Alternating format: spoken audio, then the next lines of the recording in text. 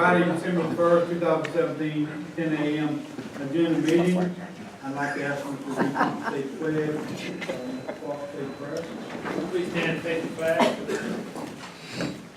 Pledge allegiance To the flag of the United States of America and to the republic for which it stands, one nation, under God, indivisible, with liberty and justice for all. Our Father, who art in heaven, hallowed be thy name. Thy kingdom come, thy will be done, on earth as it is in heaven.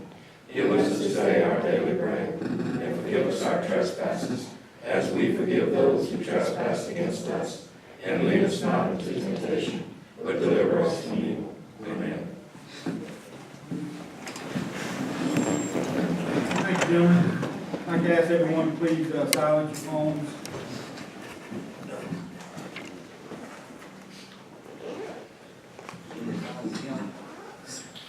Now, all right, we're going to move to item number 3, staff report. We'll start with Mr. Boyle. Good morning, gentlemen. Hope your Thanksgiving was enjoyable. Not sure if any of you have low blood sugar, but you should have brought some crackers in here because I have a little bit to say today, so sit back and relax. First of all, I'll give you a little update on a few ongoing projects and public meetings that were held over the past month. One of them being a meeting held in Creole on November 13th regarding the Cameron Creole watershed, the operations, where we are, how the CPRA handles that area, because I think there was some misunderstandings or misconceptions about how things are controlled or managed for that entire watershed. We had a very good representative group of some drainage districts, the jury, the CPRA. So I think the discussion was very lively. Ms. Leanne Sharp, who acts as the project manager for the watershed, provided some very detailed slides on rainfall, on water levels, on salinity levels. And I think the discussion was a lively one, but also very informative. There were also questions about the pending Calcasieu salinity control structure, the significant project on the channel, and the project manager for that particular project was in the meeting. It seems that in our action items, he will come back to Cameron in the very near future to provide further details on how they have progressed with the concept of their project. On November 14th, around 30 individuals made their way to Grand Chenier at Rockefeller for the Leadership Southwest session. We were very proud that they chose Grand Chenier to come to their leadership session. The theme around this particular meeting was coastal restoration and protection. And so there were quite a bit of discussions. It just so happened that Secretary Jack Montese of Wildlife and Fisheries happened to be at Rockefeller that day. So of course we took credit for the Secretary being present with the leadership group. He provided a welcome, made some introductory remarks, and really gave a very good background on the importance of Rockefeller and Cameron Parish. He did cut into some of my allotted speaking time, so we had a discussion about that afterwards. But a very good day. These individuals were put in airboats and transported to the shoreline. These individuals were shocked to see the erosion happening right before their eyes. And these individuals are business owners, they're landowners, they're taxpayers, they're residents, they're elected officials from the 5-parish area. And so what they saw with their own eyes will not be lost. I think it's going to stick with them. And the further and further along we get to getting closer to projects, we may have some support away from here. They realize now what's truly going on. I'd be remiss if I didn't thank Scooter and the staff at Rockefeller. They pull these events off rather well. They had meals prepared, breakfasts. We had some sponsors that did a great job for us for the whole day. And so the rankings of that particular session were very high, according to Ms. Brittany Hebert-Dupleshin with the chamber. So I think we will continue to host their last session in Cameron Parish and hopefully at Rockefeller. Finally, on November 21st, the staff participated in a call with FEMA as it relates to Tropical Storm Harvey's recovery. You may recall, or you may have heard in the past, about how convoluted and inefficient the project worksheet process was. FEMA is attempting now to change their process. They now have what is considered a program delivery manager. This is an individual who will be assigned to the parish in relation to a storm event. And this individual will handle PWs on our behalf, getting PWs written, getting PWs obligated, getting PWs paid, reimbursed, and getting PWs closed. So in their words, from cradle to grave. And the question was asked by the staff when we attended this meeting, how do you ensure that this individual will stay? Because in the past, when you have a replacement of an employee, the documents are not transferred to that new employee. You start over. You don't know what a water control structure is. You don't know why it's important to maintain a drainage lateral. And supposedly in the agreement for these individuals to become FEMA employees, they have certain restrictions that say they have to be employed throughout the entire endeavor. So, we have been told, and we are anxious to see if the recovery time is reduced with this new FEMA process, and we, in time, I guess, we'll find out if that is true. Each year, we ask the staff to sit down and work through some of their goals and accomplishments. And this year was no different. We have an in-depth report that I will not try and get into, but I will hit a few of the highlights. First of those being disaster recovery, because we just talked about FEMA. As you can see, the courthouse renovations project making some progress. The bid packages from Cameron Fisheries have been submitted by our architect. The state's consultants still are reviewing them. They have to approve them before we go to bid. And for access to Monkey Island, the environmental impact statement is still being developed, needs to be finalized, and then we move on to engineering and design. So out of Rita and Ike CDBG funds, which were about $70 million total, we have 3 open projects. So not too bad. For FEMA project worksheets, your finance staff has done a good job at working with GOSEP and FEMA on moving some of these PWs to closeout. And I'm pleased to tell you that as of today, 93% of all Cameron Parish project worksheets for Rita and Ike are complete. Out of 364 Rita PWs, only 26 remain in closeout, and 9 are still open.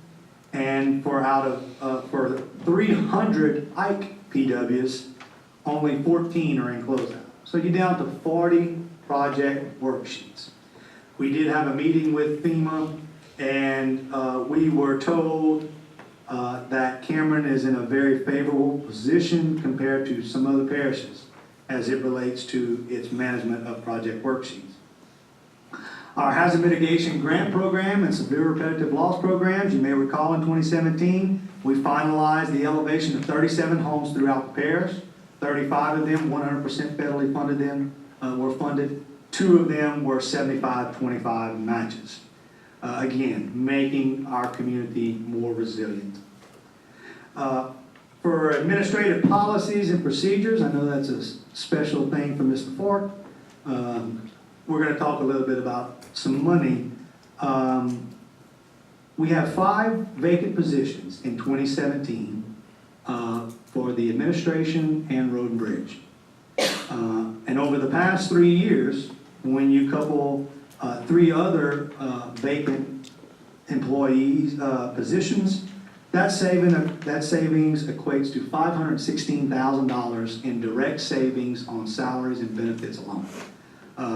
That is something that I think we will continue to be focused on as we have in the past. We've looked at other expenditures as well. When we provide the full report, you're going to see those detailed numbers on maybe what we thought were minuscule changes in the past. We're going to start realizing more and more savings on renegotiating contracts, on cutting back on expenditures, on changing the way expenditures are approved. So you will see a more detailed report moving forward. Coastal restoration, we're going to keep saying this until it's not true anymore. Right now, it's $408 million in ongoing or recently completed projects. Many of those projects were competitively awarded. We had to submit applications through a process to obtain those funds. We absolutely have to stay engaged with these state and federal agencies as we move forward. Lori Cormier from Calcasieu has a pretty good saying, and she may not be credited with it, but she makes it clear very often. If you're not at the table, then you're on the menu. And so if we're not present when these funds are being handed out, shame on us. So I think even next Thursday, we have an opportunity to get even more projects funded through QIPRA specifically. We still have the Corps of Engineers Planning Assistance to the State program. That was developed at the request of a lot of residents who live in our coastal areas. This has gained a lot of traction over this past year, and to the jury's credit, you did not waste a lot of time, worked with the Corps, and over a 2-month time frame, had an agreement in place. Work is being conducted as we speak with a dollar-for-dollar match from the Corps to handle this effort. Finally, we applied for supplemental funds for our Restore Act dollars, and it seems that in the month of December, we will hear of the approval or disapproval of our application to the CPR rate. Drainage has been an interesting topic this past year and for 2016 and for 2015 and for 2014. And the reason for that being we've had a little bit of precipitation. In the past 2 years, we have had 2 federally declared disasters in this parish and a 3rd direct hit by a named storm, all in really and truly a 13-month time frame. So as it relates to drainage, you've had some CAP-funded improvements that were completed in the past year. We had a resident of East Creole who lives very close to Murier come to the office yesterday and was very proud to see water flowing out of the Kings Bayou structure. It made him smile. It was the first time he was able to cut his grass in quite some time, so he was very grateful, and we were appreciative. We kicked him out of the office before he had something negative to say, so we just stopped him right there. But also on these drainage projects, we went out and were fortunate enough to be awarded North America Wetland Conservation Act program funds. We had private donations through DU. We had specific allocations from the drainage districts. So here in this past year, we have put into practice and actual work these public-private partnerships, and they're starting to pay off. Last but not least, I have to address the efforts of the Police Jury's Public Works Department over this past year as it relates to their efforts with our local drainage districts.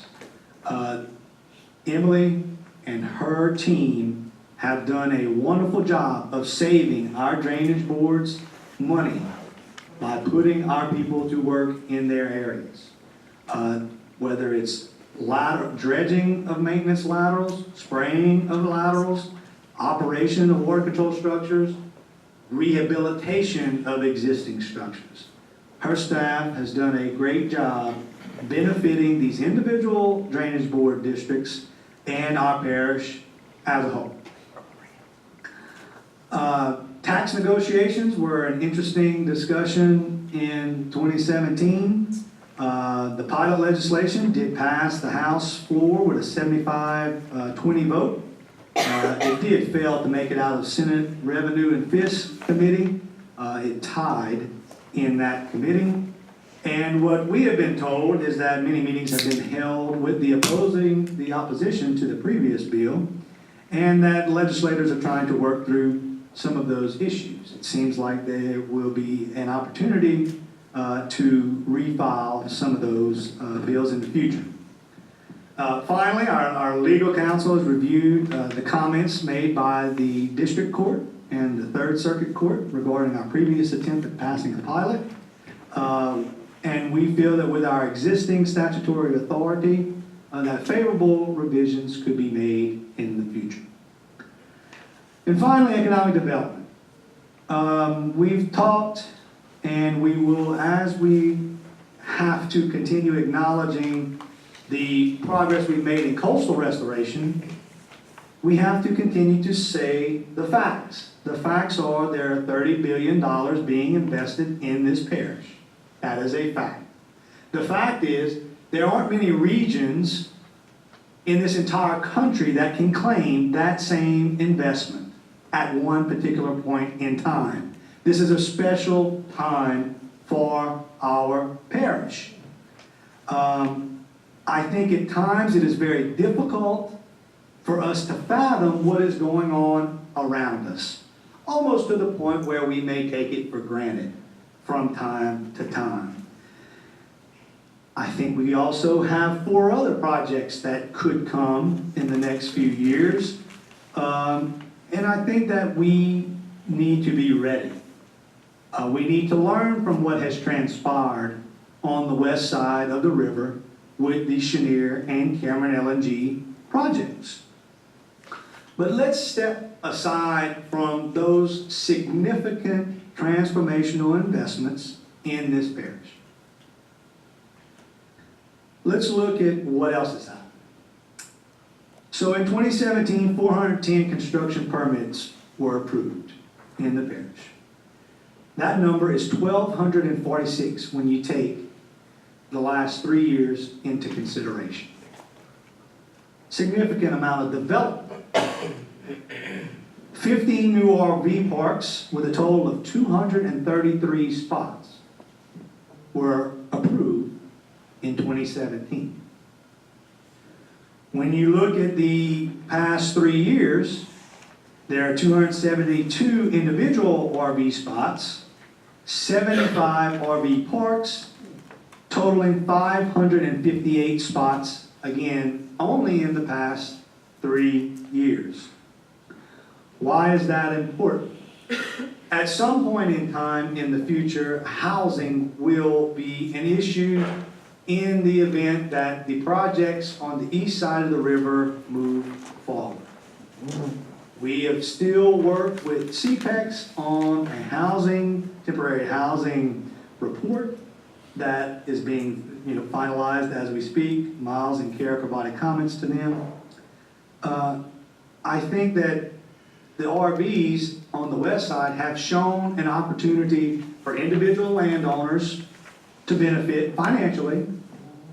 I think that you may or may not have had an inordinate amount of phone calls complaining about the RV spots.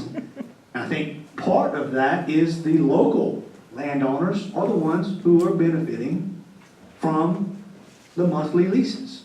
I think you're seeing some RV managers and operators adapt the way they function. They're starting to add concrete driveways. They're starting to add individual spots that are wider, providing more space for an individual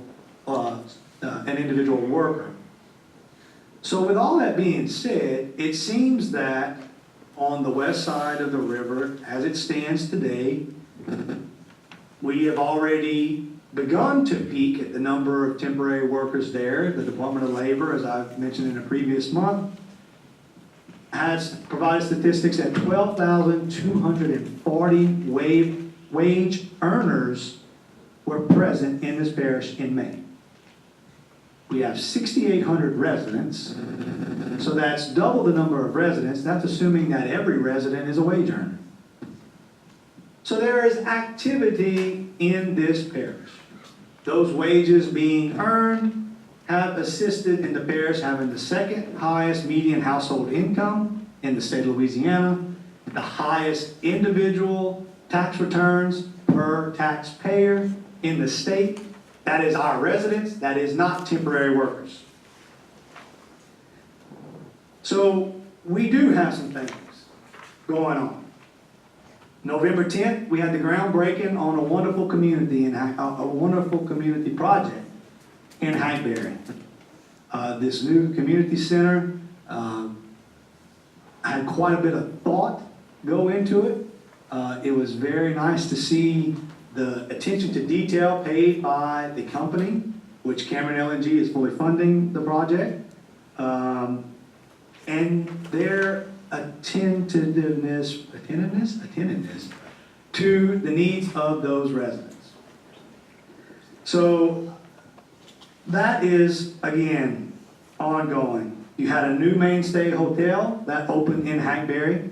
I think we can assume in part due to Cameron LNG and Cheniere's ongoing construction.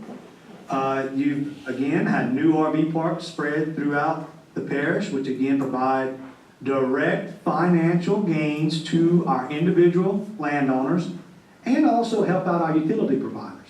You have more users in the system. Miles and his staff have recently come by and said that now we have new restaurants, new bars, and new housing developments that are being permitted as we speak. So there is development that are ongoing.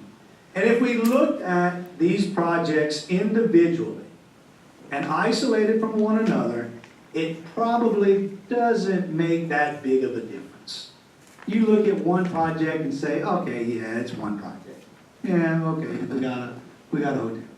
When you take all of them cumulatively, you look at what is transpiring, what is being invested, what opportunities are there for new jobs, new financial gains for our individual residents and landowners, you have to say that our parish is gaining momentum, our communities are gaining momentum, our households are gaining momentum in this parish today. I want to thank the staff for working on getting some of these materials together in short order. We will have this developed into a much more formal presentation that should be placed on the website, should be provided to the public. And as always, we look forward to hearing their comments and concerns. And with that, I would entertain any questions. It was only 20 minutes. It was only 20 minutes. Yes, sir. You reckon, Miles, you can get a permit started, we're gonna take that channel, and we're gonna pass it, and we're gonna call it the Big Lake Circle. That way we can get an LNG up on the Big Lake, and we can get a new, recreation complex. We get started on it next week. All right, I wanna see, them LNGs like to pay out some stuff for the new recreation complex, boy, I'm sure it'd be nice. That river separation. Area to get a new recreation complex. We got one now. Yeah, we got one. So I'd like to jump on the wagon, and thank you and your staff, like you said, Ms. Emily's staff has done a great job, but your whole staff as a whole has done an exceptional job in the past couple of years. We really appreciate what y'all do. I know you never won't hear it enough, but awesome job. We've not had any requests that that your staff has not handled. We do appreciate it. I know I bother, all of you all the time, so, and I appreciate your help. Thank you very much. Ryan, Yes, sir. on your first part of your speech there, I hate to bring you back that far, No, you good? but maybe It's okay. on the Creole watershed, what's the project on the intercoastal? What's it? So right now, you have an area that is influenced with the intercoastal, just free flow it into the watershed. We already have a water level problem, okay? What this project's gonna do is help manage when water is allowed to come into the watershed. So in times of high water, that operations plan can say that those structures will be closed. No water will come into that watershed. But in times of drought, fresh water will be allowed to come into the watershed to help with salinity issues. And when salinities are lowered in the watershed, the structures, the weirs, are allowed to be opened more frequently. That's better for the fishermen. What they gonna do, dredge and then pump a levee up and put a water control structure? The concept, I have to go back and look at the permit. I don't remember exactly what the scope of work was, but basically they are putting in a water control structure on the intercoastal. They're having levees refurbished around it, and they're having rock revestment placed along that area to prevent shoreline erosion even further. The reason I asked is that I hunt in Burns, and that water level has been steadily dropping. I bet you we lost 10, 11 inches of water in the past 3 weeks in that marsh. Okay? And everybody's trying to figure out where's the water going. Well, I live in Grand Lake, right next to the Grand Lake Pontoon Bridge, and I don't see the water flowing down to the locks to go out. Somebody told me it's going out to the Creole watershed and that it's going out, through that way. That's how the water's getting lost. And I guess my point is that intercoastal is so shallow in spots that the Corps keeps that water level Right. to where that marine traffic can pass. Right? And I guess that's my concern is, man, we gotta have that channel dredged. It's funny you should mention that, and there's an agenda item further down where we will get into that. But I want to pick up on something that you said about the water level going down. I know at times some people view that as a cause of concern. There are some people in East Creole and Chenier Pardue who think that's a good thing.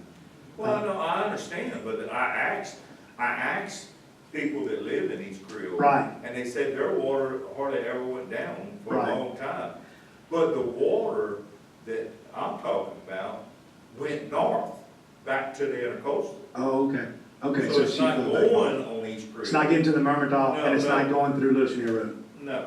Okay. It's going back to the intercoastal and it's going out in that Creole watershed. Okay. I think there's a lot of information that we're missing as it relates to the hydrology in that area. And I think that it most certainly needs to be looked at in depth. If anything we've learned from the August flood event and Harvey and Cindy even, Yeah, those people in We have East some Creole issues. had water on them forever right. and it just wouldn't get out. And it's not acceptable. And we have to continue working to fix it as best we can. Any other questions for Ryan? Thank you, Mr. Boyer. Move to item B, Road and Bridge, Ms. Ingrid. Good morning. Everything that I have is actually going to be an item on the afternoon agenda for discussion, unless y'all have any questions this morning. Any questions? Thank you, ma'am. You're welcome. And again, thank you and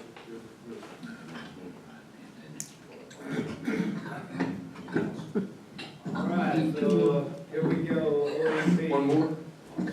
Well, don't be disappointed, my husband is Ryan, so. Sure. As of yesterday was the last official day of the hurricane season. There was 17 named storms. We encountered 2 of those named storms, Cindy and Harvey. We prepared, we responded, and now we're still in recovery. And we're still recovering a lot of projects over the storms. But now today's the first day to begin to start preparing for the next season. So that's always an ongoing thing. This past month, Ashley completed and graduated from a computer-aided management emergency operation program, very beneficial. I attended a Motorola seminar for communications, all the updates on communications. We had several meetings with different pipelines, which is always once a year for the updates of the maps of the pipelines in the parish and updated personnel for contact information.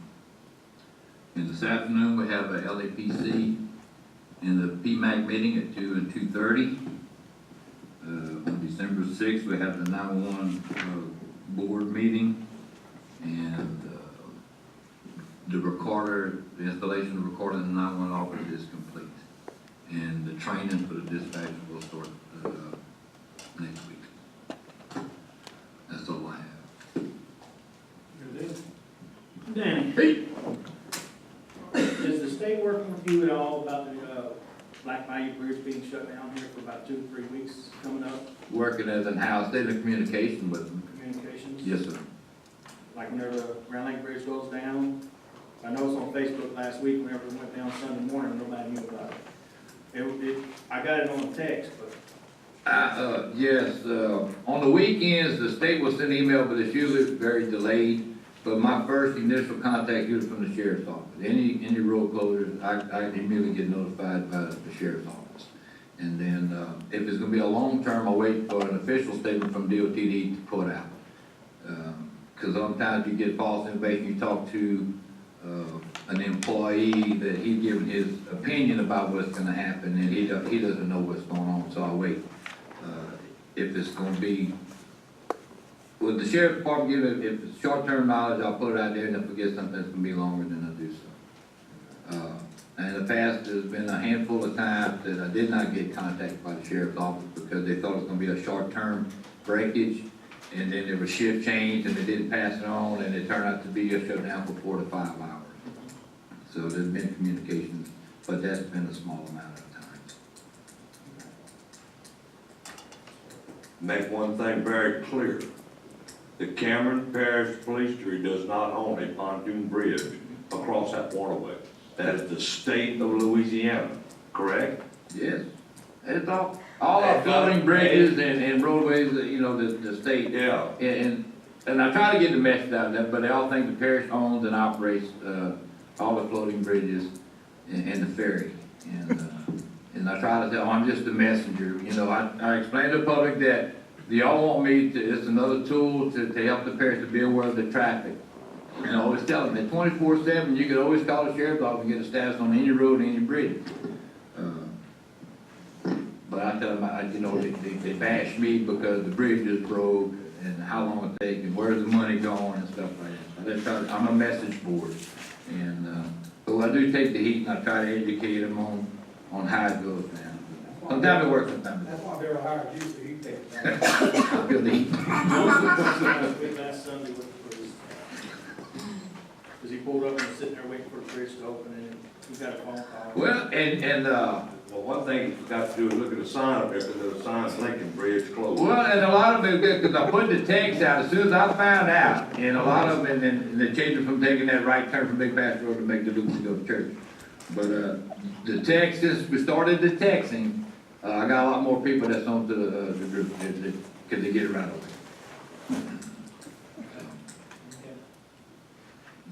Any more, questions?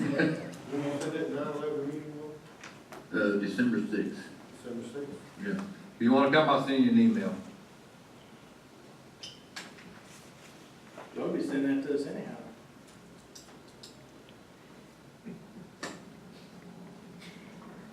Okay. Okay, moving right along. Move to economic development.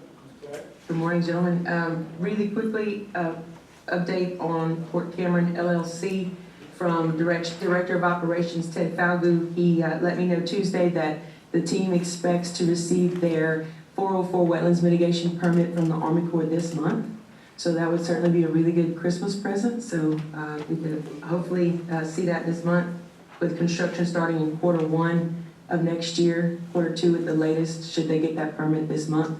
The time frame for submissions of statements of qualifications for their major contractor has passed. That deadline passed. They're reviewing those now. So that's working hand in hand with the time they're waiting on that permit to be granted. We have seen an increase in shipping fees from Cheniere Energy this year. From the start of the year, we were seeing about 13 vessels a month. Last month, they exported 23 vessels of liquefied natural gas, so that's an increase in revenue for the port. We also had the acceptance of our second foreign trade zone subzone here in the parish. That is in relation to G2 LNG. So those things, as they continue to make progress, we will hopefully see the 3-year time frame that the port has an agreement with the jury for funding on. We could see that shorten before those 3 years. So that's a good, really good thing. That's certainly the main goal. Toonie and I have had tremendous opportunities in training for port management, all of which have been free, things that Toonie and I research and find. There's been a significant learning curve for both of us, even though Toonie has served as secretary for the port for a long time, to get to the point where someone like me coming from economic development to being a port manager, director, it's a significant amount of learning to take place, and so that's happening. Continued workforce events hosted by the port throughout the year.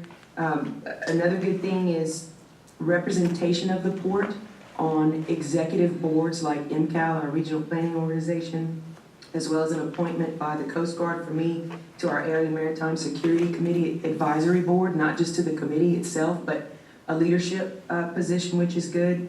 Also, your port director has completed state certification as a professional economic developer.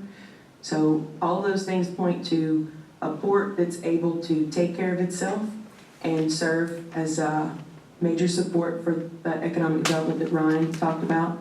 We continue to see really high numbers.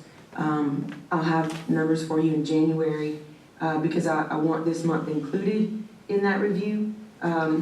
Large numbers of developers of all kinds. Everything from folks that I direct to Miles and his staff because they're ready to learn about the construction permit process right now, and those that are working to secure property in virtually every sector of development. So certainly good news, and we hope to know that that permit comes for Port Cameron this month. Y'all will certainly hear about it when it happens. Claire, Yes, sir. I see the Cameron, Ford has got a permit on our agenda to vote on. We did. I was not expecting it to be on this agenda. We did submit a permit application to dredge the loop. We're working right now with CPRA, Coastal Protection Restoration Authority, because they have 2 projects that potentially could take the dredged spoil. It's roughly the same amount of cubic yards, around 2.6 million cubic yards. I will be very honest, we do not have a funding mechanism in place for that. We're working through that. I knew that. So you're trying to get it where they're gonna beneficially, probably in the Gulf like they did once before, right outside the jetties or something? It does not, and Ryan certainly has more experience with this than I do, so I welcome him to comment if he'd like to. But we do not believe at this time that U.S. Fish and Wildlife, being one of the primary agencies, will support the disposal of dredge material into the Gulf, an open body of water. So we're working with CPRA to find out if they can use the material in a project in our region, and that sort of put a pause button on making any decisions. So we need to do the right thing for our parish. Thank you. So that's why. Thank you. Thank you, Chair. Thank you. Is the port in the negotiations with the Port of Cameron? Port Cameron LLC. On the power? we have received the first draft of an agreement that back in 2015, before I was serving as port director, the Port Commission entered into an agreement that said that they would negotiate a concessions agreement with Port Cameron LLC. So we have now recently received the first draft of that proposed agreement. Legal counsel for the port has met with the legal counsel for Port Cameron LLC, and the draft, in my estimation, is too early to make any decisions, but that document was shared with the sheriff, the administrator, the school board superintendent, and the tax assessor, so that the conversation can start about this part looks acceptable, this part does not look acceptable. We're a ways away from any decision being made on that agreement. So it's basically a pilot. It is Like a- we tried to do with Cameron LNG. It is a proposed reduction in taxes. That Mr. would- Fogg, it's a different kind of pilot from what we've seen here before. This is the kind where they transfer ownership of the leasehold interest to a public entity, which would be the port. And then instead of paying taxes, they pay rent based on what the assessed value of the property is that's used to determine the rent. So, but we don't have any numbers or anything like this, and this would not go into effect until it was built. So, we've got time to work on. But they sent one thing, yeah, they sent one thing, and, I met with, their lawyer in New Orleans a couple weeks ago, and, Claire and I also met with a member of the board who, talked to us about what they had in mind. And right now, we are, balls in their court. I told them there were some things in there that we couldn't agree to. Like, for example, they said there would be no taxes due on the land itself, said we couldn't do that. And so they are redrafting it to give us another proposal, but there's gonna be like several agreements that we'll have to come to, because we're gonna have to have an agreement, the lease agreement between the port and Port Cameron, and then we're gonna have to have an agreement on how the rent money should be distributed, which will be a separate agreement with that, and we'll have an assignment of the lease back to Port Cameron, which is another separate agreement. So we're working on that, but we don't have anything concrete to tell y'all yet, but hopefully, I'm hoping by January that we'll have more information that we can talk to you about.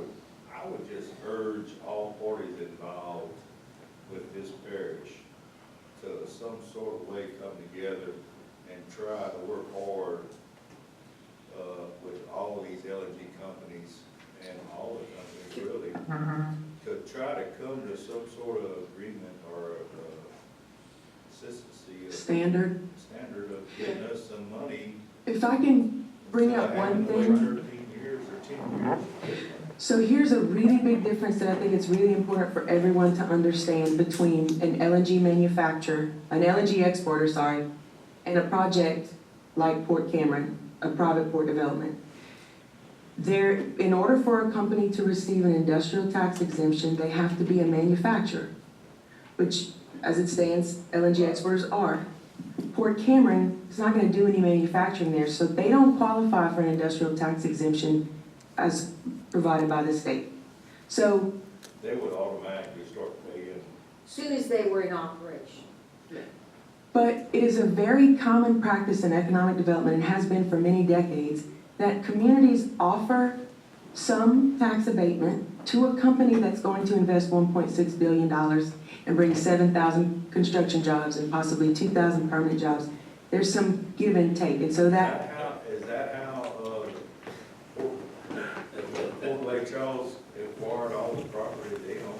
No, they just I did. can't comment on They just did. They just did. Yeah. But, I mean, they're you go actually to a Council public Parish and entity. they own, the board owns property all over. I know, but they don't pay taxes on any of that because they're a public entity. So they don't pay taxes on any land that they own. not know, but Yeah. they put buildings and all kinds of stuff. I know. But I agree with you on the standardization of the process. Ryan, I'll talk a lot about it. I'm certainly very willing to contribute in a good way to make that happen. Absolutely. Thank y'all. And, you know, Mr. Ford, I'm interested what you said earlier about, we name it the Big Lake Loop or whatever, you know, because one thing that we're trying to get in here is to have a program that would benefit the entire parish, you know, instead Yeah, of just I don't the, wanna take nothing from nobody. yeah, you know. but, I just, up in Grand Lake, we have a big population of people, and we have a recreation center in a house, and you all, old house, your fire department and we can't get a dollar. needs funding, your water, board needs funding, and so with the port, what the Port Cameron people have indicated is that since the port is a district, the port is gonna be the landlord, and they're a district that covers the whole parish. So we would like to have the rent money benefit the whole parish, and that's kind of what we're working toward, but Port Cameron doesn't want to be that involved in that. That's kind of something that we're gonna need to work out with all the other taxing entities.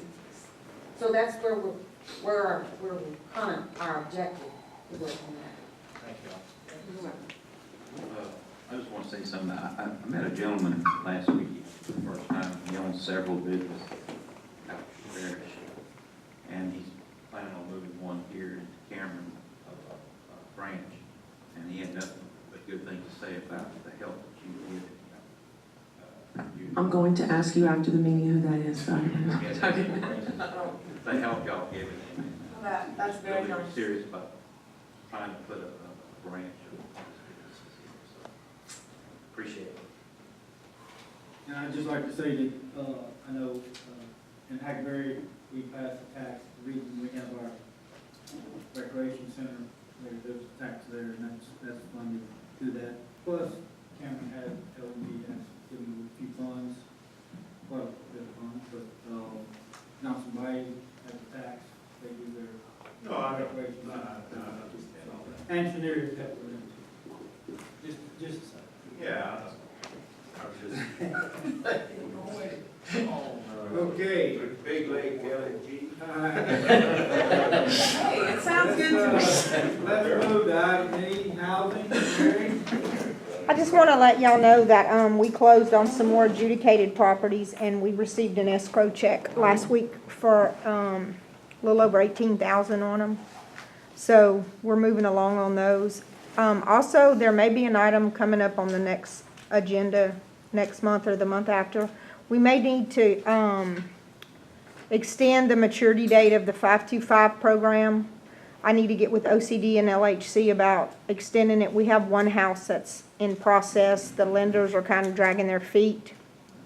And I don't want this little girl to lose her money. So we may do an extension to maybe June, another 6 months if they'll allow it. We're also closing on one the 7th of December, so. Yeah, we don't want nobody to lose it. So, Does he have a time limit on, when he's preparing that park? He was waiting until after storm season. It's open. It's after storm season. When I passed by day before yesterday, I noticed that he started putting some braces from the porch that was left to where he could start on the framing. But he has gotten the money from the insurance company, and he's supposed to have it finished within a couple of months. But that was the reason he was waiting. He did not want to start construction. And they wouldn't allow him to get builder's risk insurance during storm season.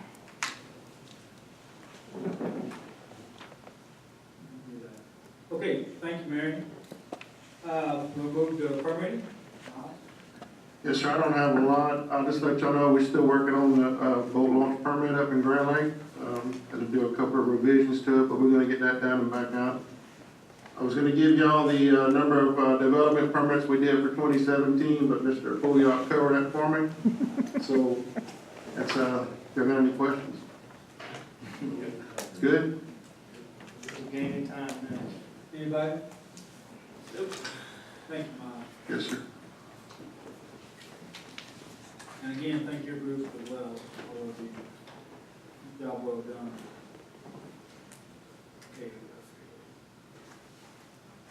gonna move agenda item number 4, annual leave policy review. Darryl, but I wanna say before we say this, that, I did bring this back to the table, and I asked Darryl to review it, Darryl and Greg, thank you, Greg, to review this and bring it back up, because we have some issues that I really think that we should resolve. So, Yeah, Mr. Carvers, when we talked the other day, mainly just to briefly, and I'll get Greg and Katie to talk about this. Currently, the annual leave policy when you're hired, 1 year, you get 1 week vacation, 2 to 5, you get 2 weeks, 5 to 10, 3 weeks, 10 to 24 weeks, and 20 to 5 weeks. When those changes occur, if your hire date is on a certain date, let's say March 1st, then when those different changes take place from the 1 week to 2 week, they don't occur until, they don't go into the system until the first of the next year, January 1st. So that's the way it is now, and that started back in 2011, when basically we capped the annual leave. You couldn't accrue it, you had to use it within that year. Subsequent to that, we've added to where you could accrue up to 80 hours, a couple of years ago. So that, right now, that's the current status of the annual leave policy, is that the year of a change, your hire date, whenever you get a change from one of these statuses, it doesn't take effect until the first of the next year. When we talked, Ms. Curtis the other day, we just basically said, look, we need to consider maybe making those changes on your hire date, your anniversary date. And that's, and that's where Greg and Katie may have some, well, this questions is on that. my problem with the way it is now. My problem is if an individual gets hired in March, and that's the situation that we have, a couple of situations that we have right now. If they get hired in March, they've reached their date. They've reached the date that they're supposed to progress. But they don't receive that until the following year. So actually, if it's 15 years, they actually want 16 years. So, it's not fair to the individuals, and Greg, I know you understand what I'm saying, and I understand we have a policy. Yes, we did review this a couple of years ago, and we allowed them to accrue 80 hours past that year. Yeah. Because of individuals that They couldn't didn't use have it. the opportunity to use their time. And that was on a case-by-case basis. But these individuals, these other individuals that reached their time frame, say they reach it in January the 2nd, okay? They gotta wait a whole year before they get to use their time. And let me tell you, Kurt, that's happened a couple of times. I That has understand. happened. I mean, and as the same, if somebody's hired December, they're just waiting a couple of weeks. So. So that's. That is my, that's my complaint, and we have several individuals, I know right now, we have a few individuals that, and I know some have in the past, have lost that year. So, I would just like to have it changed back to where these people, and I apologize to those that have lost that year, but, there's no sense in us keeping doing that to these people. So that's just my opinion. Well, I think we're very satisfied. There might be some things there to discuss. First, I wanted to tell y'all how much good morning, and I want to tell y'all how much I appreciate that we're actually looking at the policies, because that's something that we really need to do periodically. And it's important because the simple fact of the matter is that none of us are employment experts. And even Ms. Jones will tell you that her expertise does not go into it. And unfortunately, employment is one of the areas where we're most exposed to litigation. And unfortunately, most of the law is written in the employee's favor. I mean, the simple fact of the matter is the employer has all the control. You can hire someone, you can increase their salary, you can decrease their salary, you can fire them. Louisiana is an at-will state, so you can fire them at any time for anything that you want. Unfortunately, they can sue you at any time for anything that they want. And since most of the law is written in their favor, we're probably going to lose a lot. And so, because of that, we're very careful how we develop anything. When we make a change, especially a major one, we try and think of everything that could happen. Of course, that's impossible, but we do look at different scenarios to try and work it all out. Just a tiny bit of history. We had an employee about 20 years ago who had earned a tremendous amount of vacation and comp time early in their employment, and they were a 30-year employee. When they retired, because this was all documented, we got hit with a really big bill. Because even though they earned it when they were first hired, you have to pay it at your current payroll. So 30 years later, of course, this employee's salary had increased many, many times. And unfortunately, it was for a very small district. And it would have bankrupted that year. Now, the jury paid it, and over time, we let the district pay it back. So when that happened, we knew we had to do something because of this debt that we were building up, and it could come back and bite us. And so at that time, we set a limit on how much we would pay anybody for their annual, for their vacation. And that stood for a long period of time. It gave us all a lot of confidence that, we had done the best that we could. And really, you don't know until somebody sues you. And then we had another employee that came to work with us while this policy was in place. And when this employee left, I informed them that we have a dollar limit, $3,500. So, of course, the employee sued. And to tell you the truth, we all went into this with the opinion of the administrative staff, our legal representative, everybody went in there and said this person was hired when this policy was in place, we're covered, period, the end.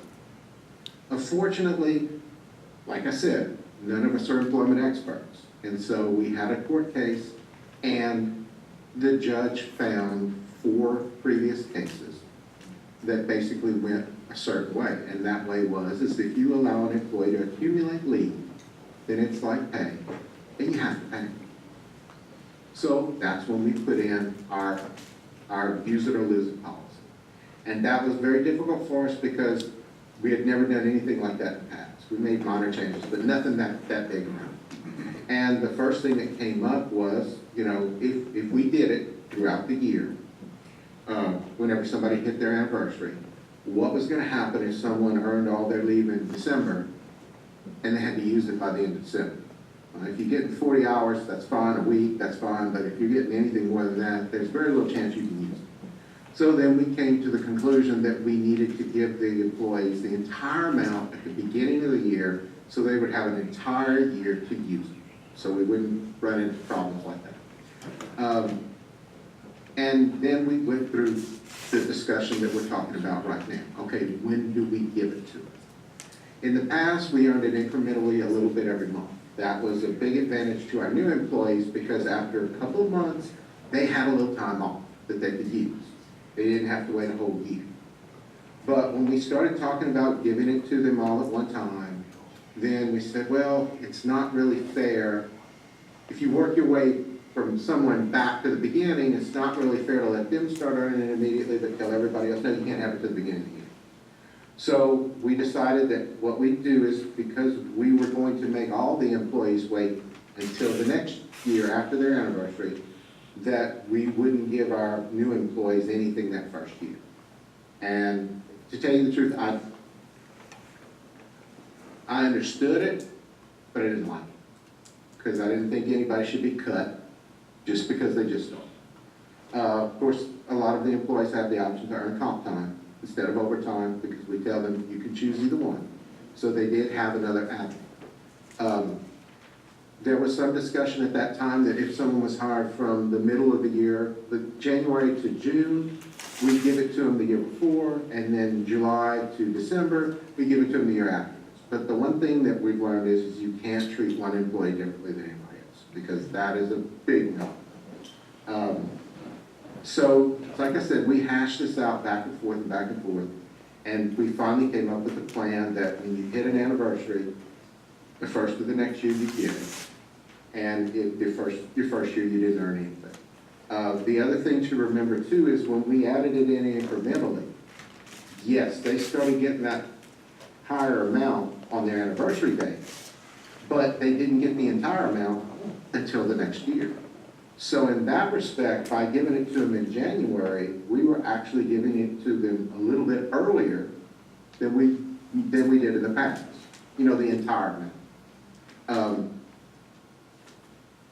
The other problem that we have is that over the past 15 years, the Accounting Standards Board has come up with a lot of new pronouncements, GASP pronouncements, that basically say that because we're a public body, that we have to be even more transparent than a private company, because we're using public funds. And the people want to know, are you using these in the best way possible?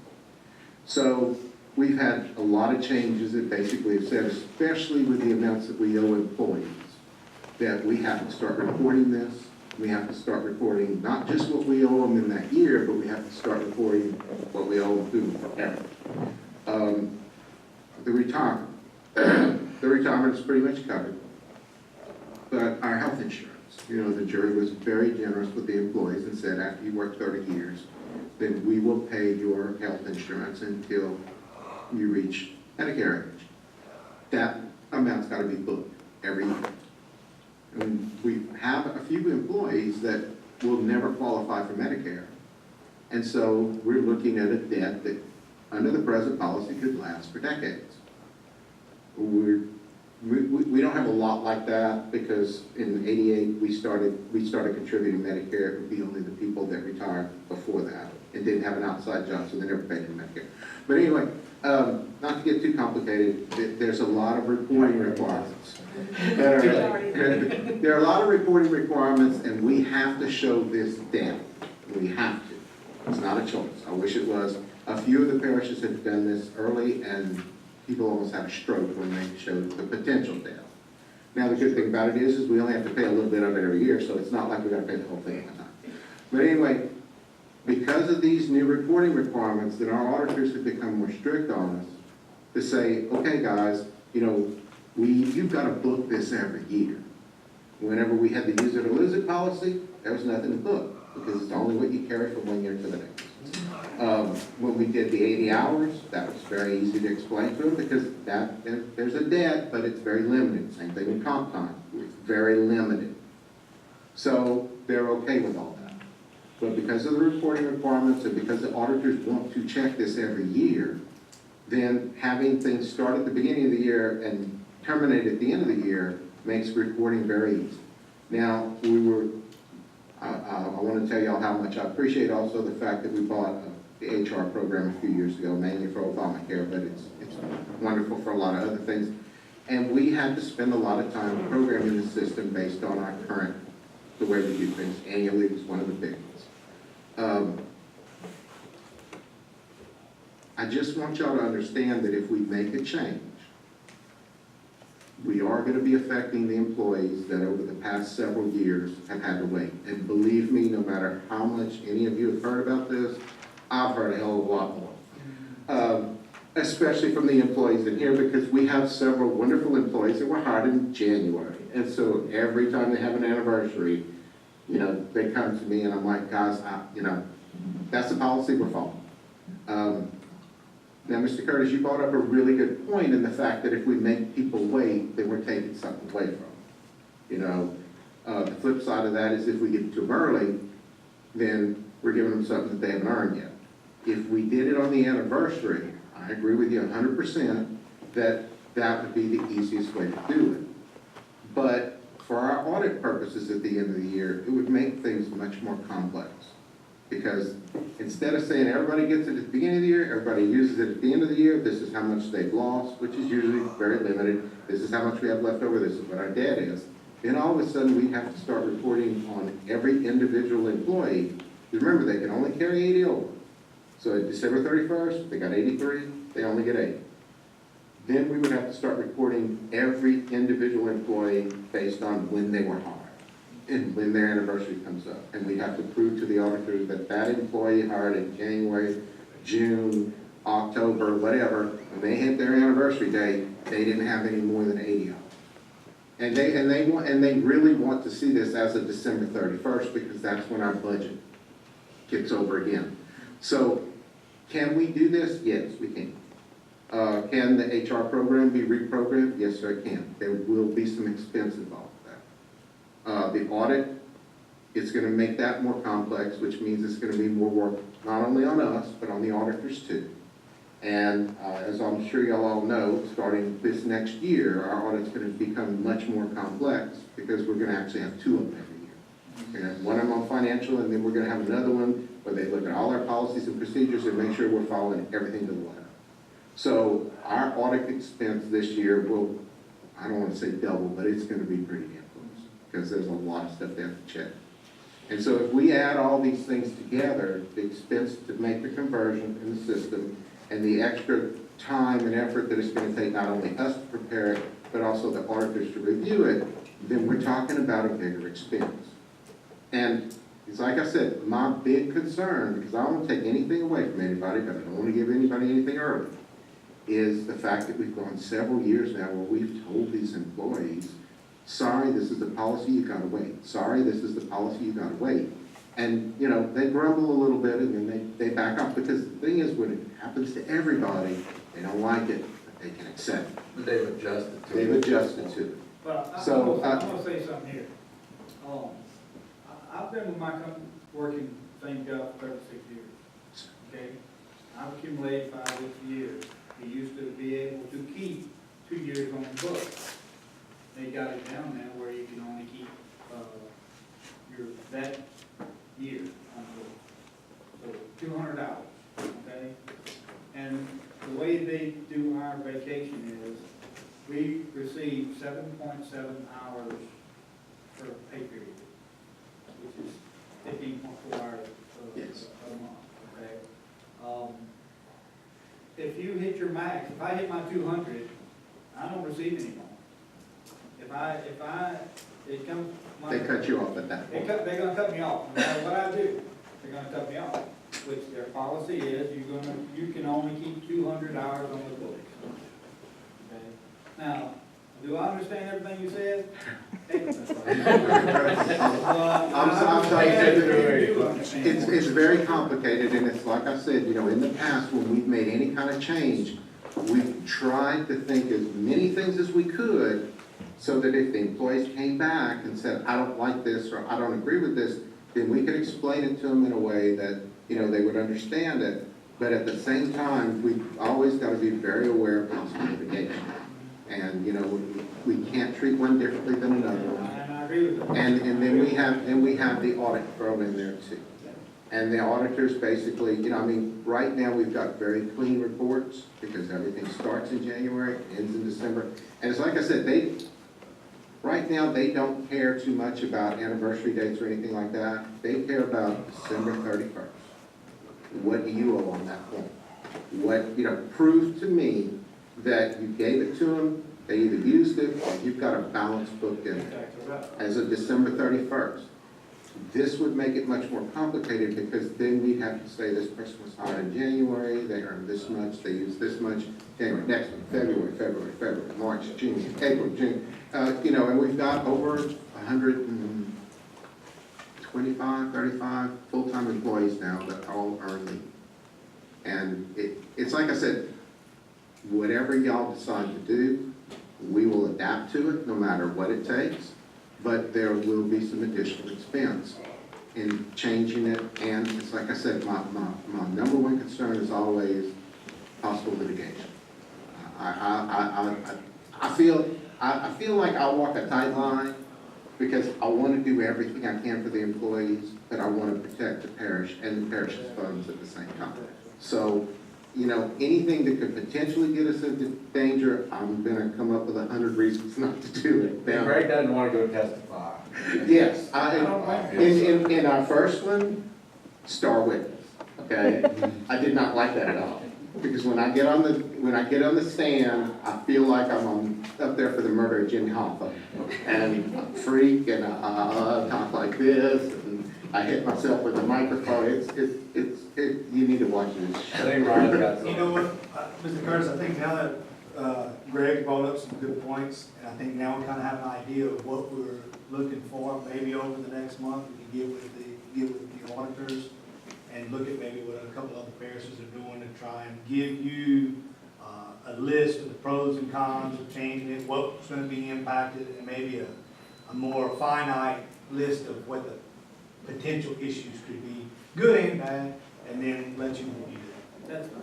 Well, and also, you know, I've told this to the staff before, to our administrator and stuff like that, but, you know, it would really behoove us to at least get a relationship with a labor lawyer, you know, an employer lawyer. No offense.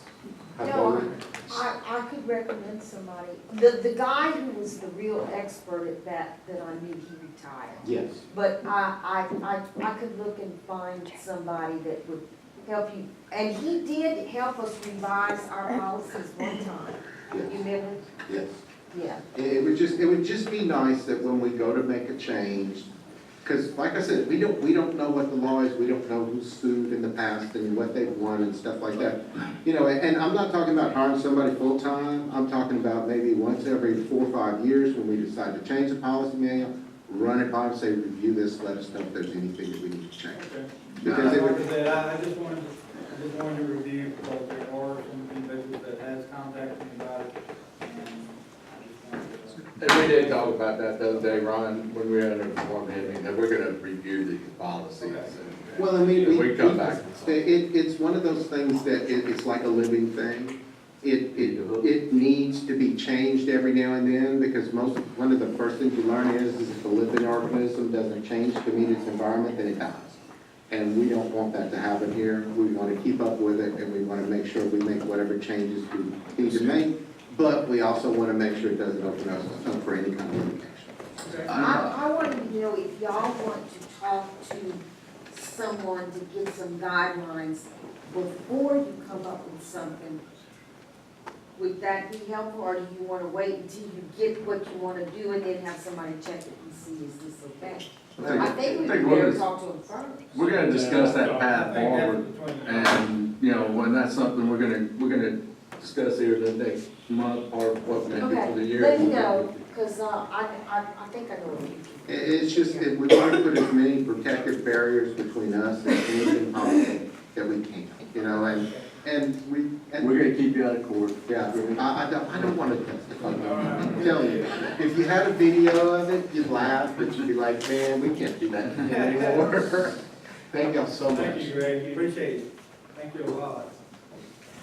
We're going to number 5, Ms. Katie. I don't know if that works, I'll just talk really loud. It's just basic amendments. I think we go through this every quarter, just cleaning up the line items. We're not adding any money to any of the funds. We're just moving funds within.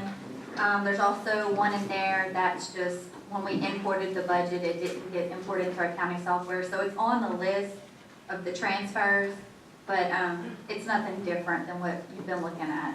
So if you guys are okay with it, if you have any questions, like 2017 budget, now would be the time, or if y'all are ready to move on.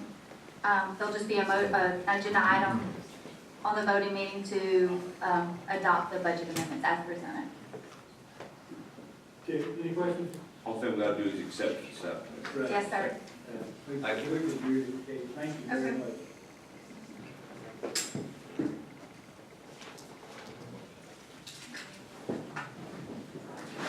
Okay, item number 6, hazard mitigation grant program. So I'm starting to get smart, I'm starting to segregate this so it wasn't in my 20 minutes. Last month, we announced that the parish is qualified for $583,000 in HMGP funds. This is a 75-25 program, so if you add our local required 25% match, it's a project of about $728,000. Now, as with every disaster fund, it has to be tied to the impacts. And so what we have tried to do as a staff is work on some suggestive projects. And one of those is looking into what can be done on the Intracoastal Waterway. When we reviewed it, it was our number one project. We feel that the berm needs to be replaced in that area for some of the reasons that Mr. Funk discussed. We feel that that this project would get quite a bit of support from residents and landowners from the Intracoastal Waterway south to the Gulf. Controlling that water before it sheet flowed into Miami, before it sheet flowed into East Creole, putting that water and having it move back outlet to the Gulf of Mexico, outlet to the locks, keeps it off of those individual drainage systems. It goes back to where it was more natural, the more natural hydrology out the Myrmidon River. We did think of a few other things, a pump, a mobile pump or structure of some sort on the lower Myrmidon River that would remove excess water in times of high inundation. We also looked at elevating some roads and handling some drainage lateral maintenance, which would all be eligible. At the end of our discussion, it just seemed that being this funding presented itself, we stand a good chance of the state participating with us if we're looking at the Intracoastal. It is not our problem. We have to deal with it, but just like other things, it's not our problem. So it gets us a start, it gets our foot in the door, kind of like we did with Monkey Island, with the bridge to the island. We had some private, we had some public grant funds. They got that discussion started. The state added some money. And so, we need to hear from the jurors, but we feel that it is a good opportunity to try and get that project developed a little bit further. Because right now we don't know what to do where. And so this would get us a start and maybe get some buy-in from the state and federal side to help us get this done. I think raising roads, putting in pumps, ain't gonna solve our problem of being flooded all the time. I mean, my opinion is, we need to work on getting the levee to stop the water from coming on us before we try to pump it out, because it's gonna steadily come on us. And we continue raising roads, and I ain't worried about the roads, I'm worried about the people in the houses just sitting there, just been complaining about the high water. And we can't stop it. It continually just runs through the marsh. I mean, we're getting so much water coming in, and we can only put out so much water at a time. I think that we'd be fighting losing the battle myself. I think the area is what dictates what you need. I know it's down in the right area, the road needs great. In Grand Lake area, actually need to stop the water from getting there. And in Klondike, Lowry over there, I think there's the same problem. in case I didn't, I may have left this out, but it wasn't intentional. This is related to the August flood event from last year, which impacted the Klondike, Lowry, Little Schneer, Senior Park area. Exactly, that's what I'm saying. I think the area dictates the problem, but in that area, it is a flood, like Kirk said. It's raising the road, so I agree with you. We're sinking. Something's happening, regardless of what you want to call it and why it's happening. It is happening. And, properties that traditionally were not inundated for extended period of time, they are being inundated now for whatever reason. We get more water on us from the north, because everybody up north is cleaning out the drainage. And it should be a law, they should have to clean it all the way down to the Gulf, but they don't. Correct. Clean out their district and it stops and flows on top of us. It's happening. they've adjusted, Yeah, like what Greg was talking about, they've adjusted, they've improved the way they get water off of them. yeah. We haven't yet to improve the way we get water off of us. But, you know, you get, then, of course, now got cuts in it, that's drying in it, you know, we talked about that, just trying to rebuild that, or throw levee behind each crew, Lucian area. If it was behind some orientation to keep that water sheet flowing throughout the entire watershed. So if it's okay with the jury, I think it needs to be moved to the voting meeting if it's not already, as president authority to sign application for funding. And if the project will be addressing flood inundation in that region, we will work with the CPRA, we will work with GOSEP, we will work with the Corps to develop it. Maybe we can, you know, kill a few birds with one stone. It needs to be an app. It would look like the Corps would come in and want to dredge that intercoastal, would pump all that sand, and build that levee back up and really help in two ways. It'd help navigation and it would help ecologically. I grew up my whole life out there by that intercoastal, and I ain't seen that dredge in how many years, Darryl? 30 years? Right, I think they would forward, because you asked me about it about a year ago, and I repeated quite And the banks, and the width of the intercoastal has gotten wider and wider, so you can't tell me that, you know, the bottom's come up. So, but anyway. All right, let's move on to, agenda item number 7, Ms. Jones. Yes. We're gonna move 6 to the meeting, correct? Are you good with that? Yeah, little number Yes, 7 there, yeah. Oh, well, I had a waiver that was sent over and Mr. Boryat signed it after it was revised according to what Mr. Delafield wanted to put. And I was told that it needed to be signed by the jury and not by Mr. Boryat because the jury is the client rather than me. Okay. We'll just go on record. We hope this goes through. Sure. We support it wholeheartedly. We need the money in the parish, and we appreciate what you're doing. But I can't sign a waiver for an entity that you're their lawyer for.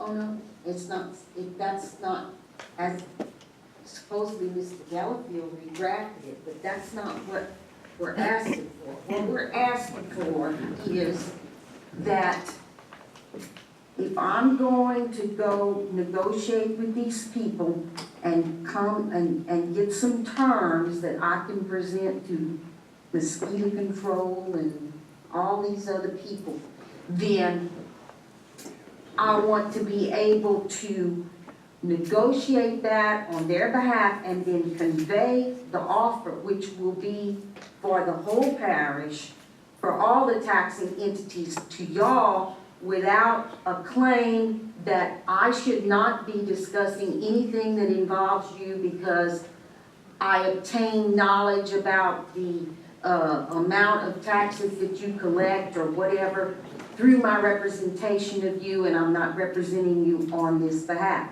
So the only thing is that it is a waiver for me to negotiate with these other folks so that there will be no claim that there's a conflict of interest or disclosure of confidential information by my negotiations with them. That's what I'm trying to do. Mr. Delafield, could you step up there, please?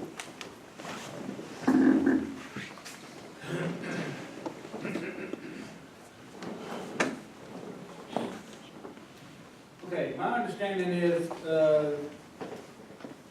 you are our lawyer, dealing with pilot programs. Correct. And Ms. Jones is the lawyer dealing with the other entities. Correct. Such as the fire board, water board, Yeah. and elsewhere, which does not affect us Well, as a jury. they're going to be they're gonna be making they're not gonna make a proposal for the fire board and then the police jury, we do something else. But it affects you in that we're talking about an agreement or a way to formulate this pilot program, which they're talking to me about strictly a payment in advance, payment for future taxes thing. And so when I go there, I want to be able to say, and these are the needs of the police jury for the things that they're wanting to get done that they're falling short on. So they need to do that to come up with a number for the whole deal, because they do not, and I've only talked with them a couple times, but I'm told they do not want to get into saying, this amount goes to this person and this amount goes to that person. They want to have a big amount, and we have an agreement among ourselves on how it would be allocated or distributed. Now, my understanding is that's already set. And the amount that they offer, is dispersed as a millage. No, Am I correct? we haven't decided that yet. That would be the amount of taxes we collect would be dispersed according to what the millages were, but it would only be for the millages that apply in that particular district. But if it's a pilot program, you can make a payment, and that's not taxes. So it doesn't have to be distributed that same way. And you could do that, like, one thing we're talking about doing is allocating a portion to the police jury to be used for the fire boards throughout the parish, things like that. But it's really, that's all something that we're gonna have to work out. Right now, we're talking about how much they're telling me that in order to determine how much they would be willing to pay in advance, they want to know what the needs are throughout the parish to try to come up with that number. Then we're gonna have to talk about, well, are we gonna give you any kind value on your money? If you pay it in advance, things like that. But the idea of how it's gonna have to be distributed is not something we have to work out with Chenier. That's something you have to work out with all the other taxing districts. Is this just for the terminal, or are you talking LNG now? No, this is just for the Chenier, this is for the new part, which is currently under and have an ITE, train 1 and train 2. Now, they have the original thing that they built. There was an ITE on that, and there was also a pilot program on that. I think they paid a total, or they plan to have paid a total of about $25 million over that 10-year period. So that is all going to be allocated, and there were also some payments they made that were extra. For example, they paid for that rural health clinic in Johnson Biden. That was not something they're getting a payment for future taxes on, because there weren't any taxes in effect on that thing at that time. So they just did this on top of the money that they paid. They paid some money to the schools, and when their taxes come due, the money they pay to the schools will come off of the taxes that they owe to the schools. One thing, and I don't want to kick my hand, but one thing I'm going to ask them about is if they would be willing to defer that amount to when the train 1 and train 2 come online, because when that amount is starting to be owed, there are still substantial needs, but not as much taxes out there to fulfill all those needs. So they might wind up with that, and I don't even know what the numbers are. I'm taking them off the top of my head, but let's say when the old plant comes online, they might owe, the school, $5 million in taxes. And they've already paid them $1 or $2 million. So they would say, okay, well, we're only gonna pay you $4 million. I would be interested in knowing if they would be willing to defer that $1 million down the road, because when the train 1 and train 2 come on the tax rolls, there's going to be a huge amount of taxes due, which it's, you know, it won't, the parish should have everything they need. Ms. Jones, Leaks in those, yes. does this pertain to Chenier? Yes, it is. Have we got anything on the negotiating of taxes? No. No, sir, we have not.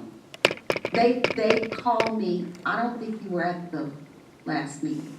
They called me a while back and wanted to know if I would meet with them about this, and I have.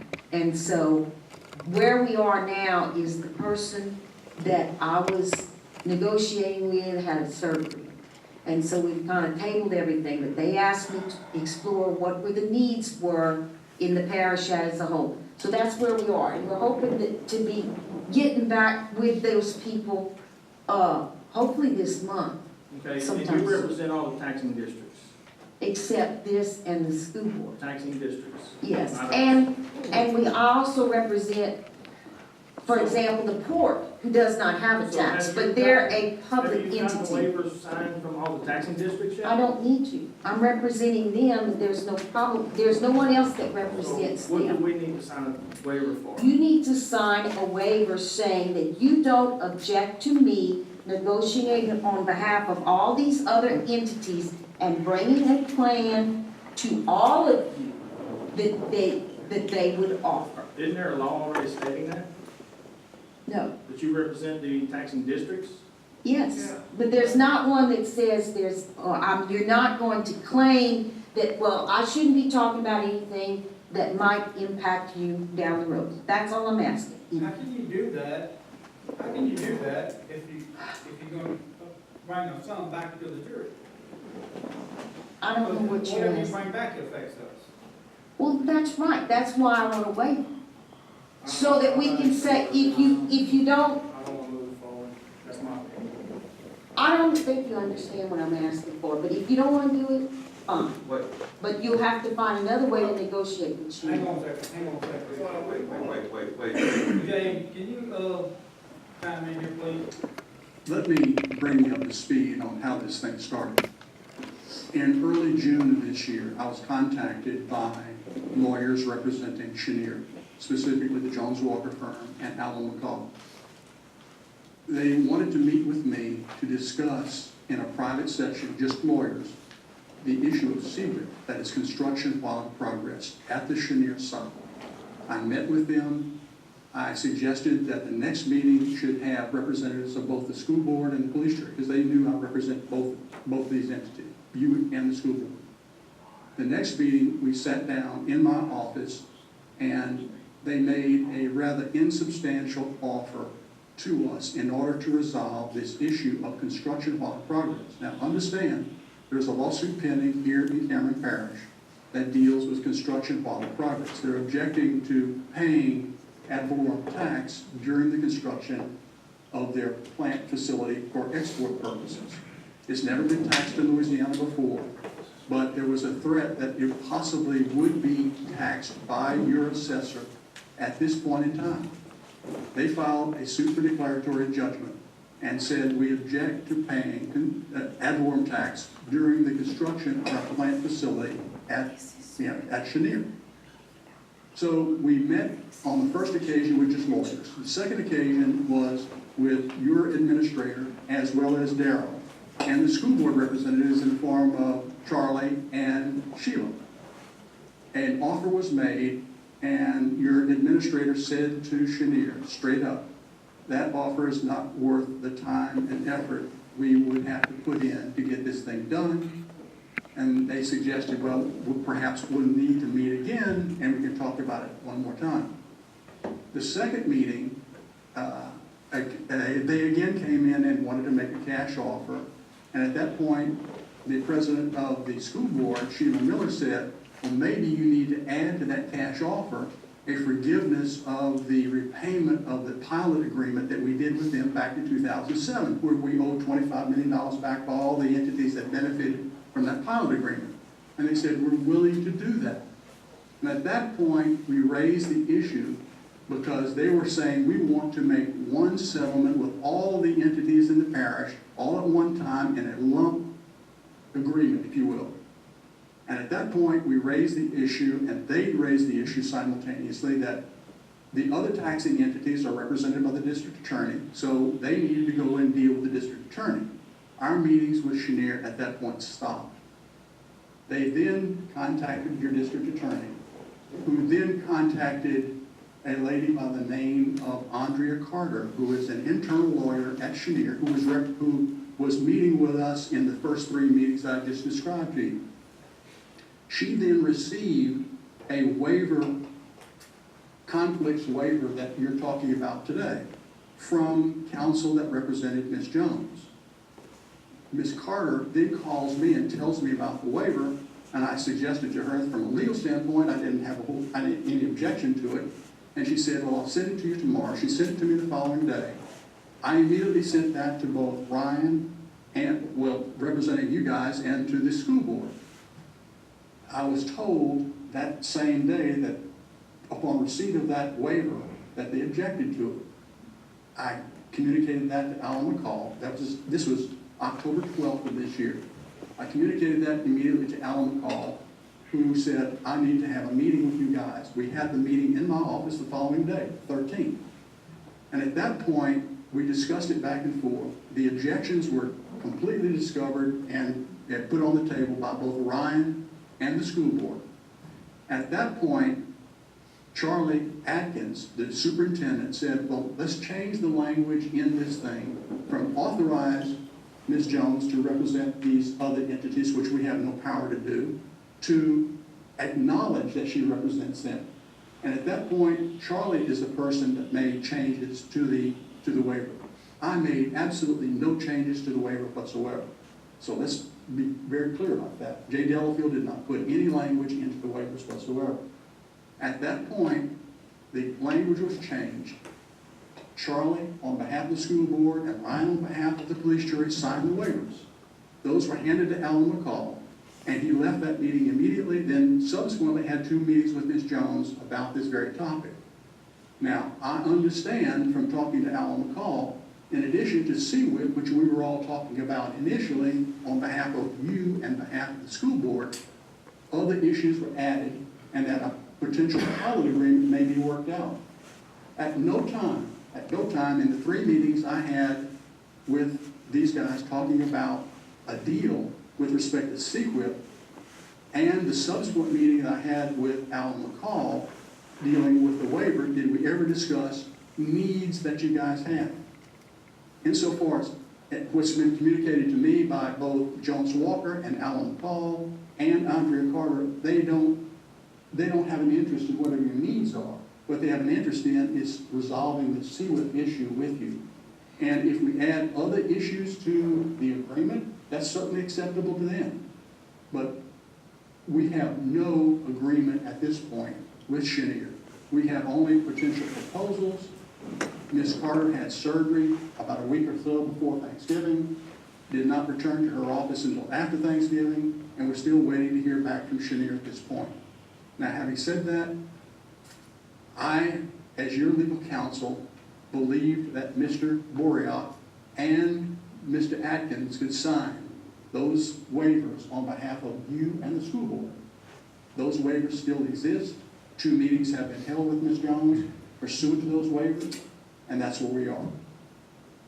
Okay. If you have any questions, I'd be happy to address them. I need to make one statement. I don't want anything that's not correct on the record. I never contacted Andrea Carter.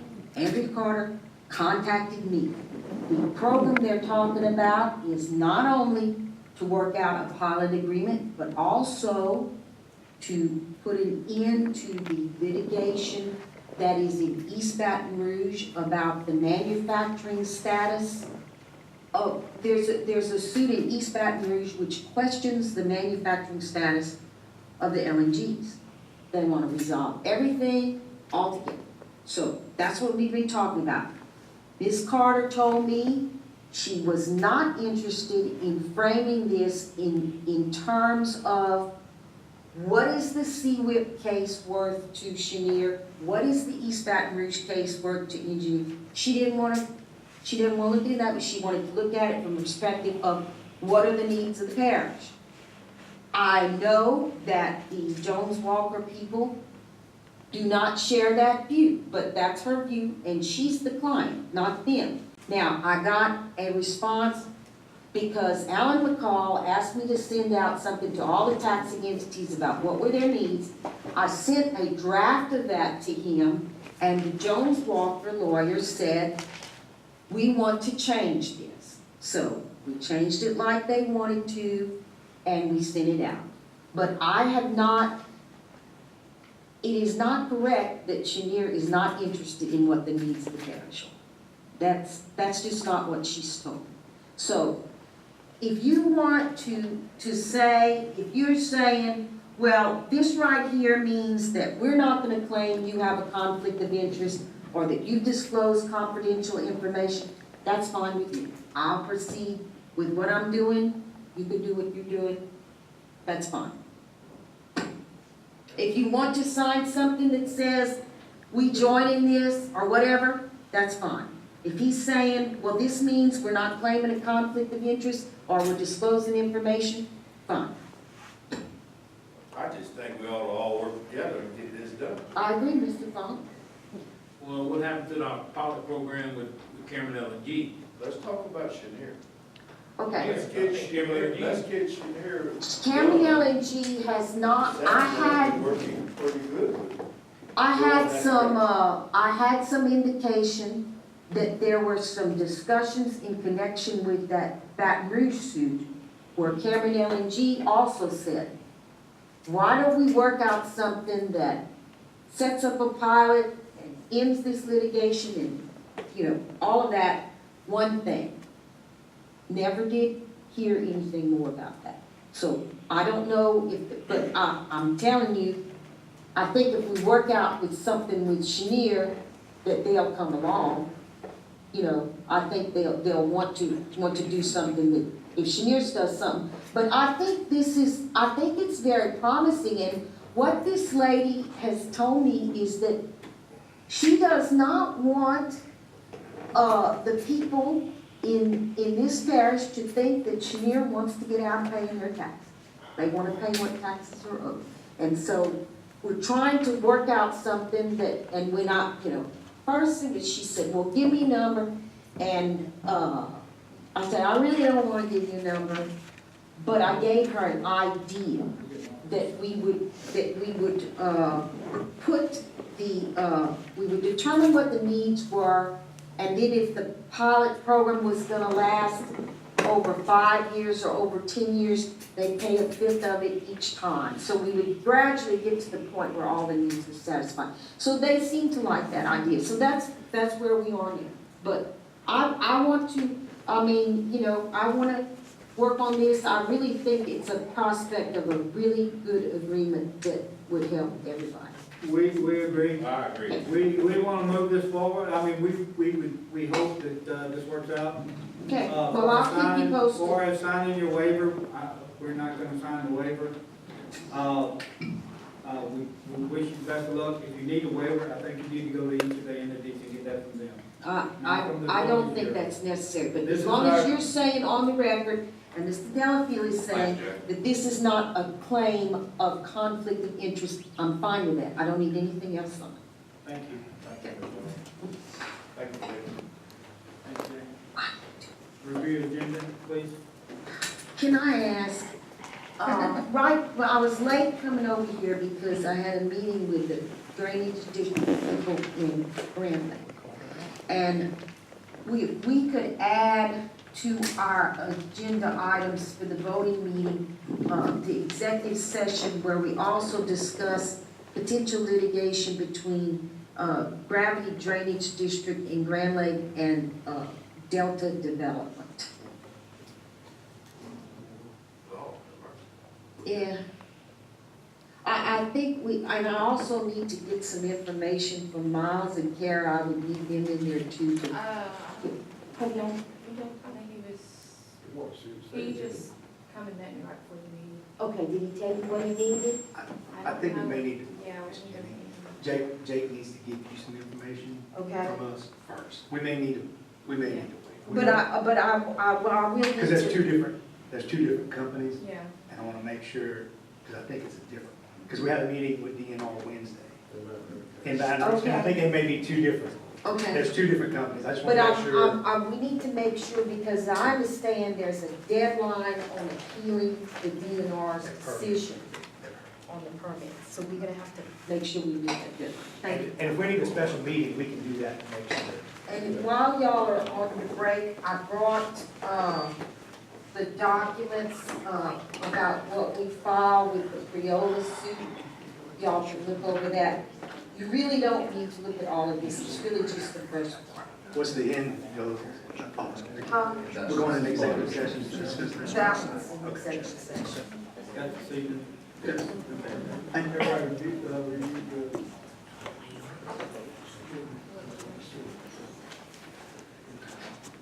Greg, Any discussion?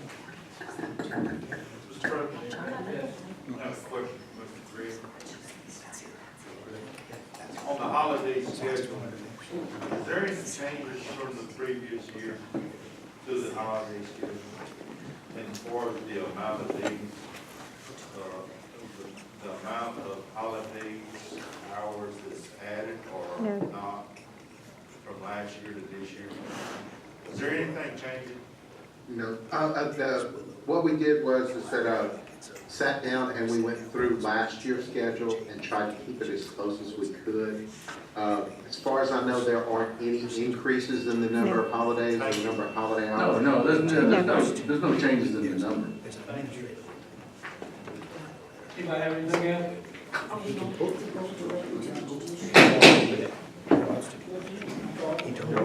He just told me, so maybe we can get Katie to call. And add on He wants you to. item 6 for the hazard mitigation for the.